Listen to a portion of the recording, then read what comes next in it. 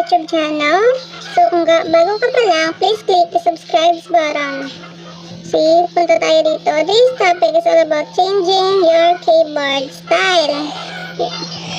Your style. Click this. Punta tayo dito. Dito tayo pumunta. Click this. Okay. Then, click natin yung themes. Punta tayong themes. Wait lang natin. Reloading pa yan. Tapos natin wait. Yun.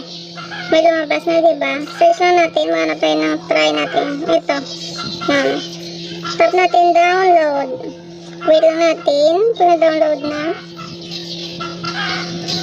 Apply na lang natin. Tap apply. Ganun lang kadali yun. Back. Back natin. Tingnan natin dun sa message. If nalagay na ba siya o wala. See? Yun. Yun. Yun nga. Pwede rin natin itong i-adjust. Adjust natin. Punta tayo sa size.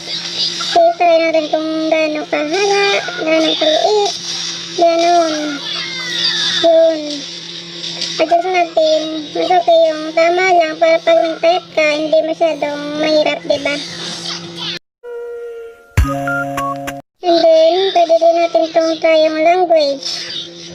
See? Try natin itong phone pad. See? Parang keypad, diba? Kung type mo to, pwede ganito gamitin mo. Back natin. Try natin itong plus. See? Ito yung pinakamahirap na keypad. Back natin. Ulit sa language. Then, punta tayong full. Yun, to original size. Punta tayo dito. Original. Yun lang. Always English. Kaya ilagay yung natin English, okay? Yung language.